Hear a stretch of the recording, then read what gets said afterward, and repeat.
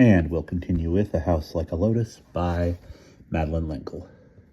Sitting in Constitution Square, being warmed by the sun, I did not want to think about Max, but that was not very intelligent of me. What I needed to do was to think about Max objectively, not subjectively.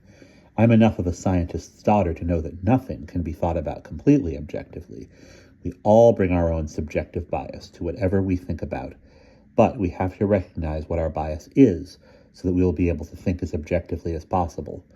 Daddy had said that he could not even study his lab creatures totally objectively, because to observe something is to change it.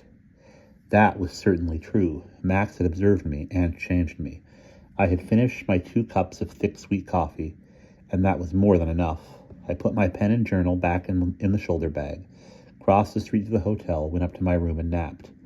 It seemed that all I wanted was sleep, and not just because of jet lag. Sleep is healing, Sandy said, and when I woke up, I did feel better.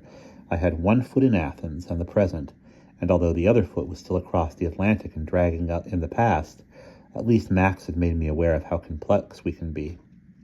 So it did not surprise me to be in both worlds simultaneously.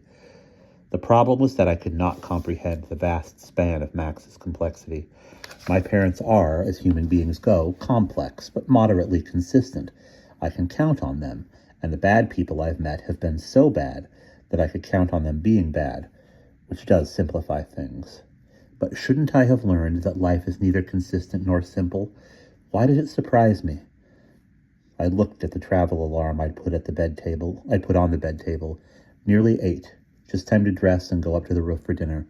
I took a book so I wouldn't be lonely. I love to eat and read, but in a family like ours, I don't often have the opportunity, only if I'm sick enough to stay in bed, which doesn't happen often, and when it does, I'm usually too miserable to read.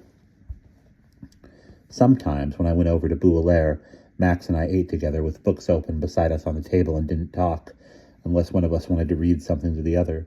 We usually ate in the screened part of the back veranda, rather than in the formal oval dining room.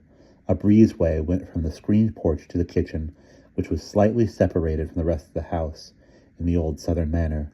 "Paul, listen to this," Max said. "It's by a physicist, A.J. Wheeler. He says, 'Nothing is more important about the quantum principle than this, that it destroys the concept of the world as sitting out there, with the object observer safely separated from it by a 20-centimeter slab of plate glass.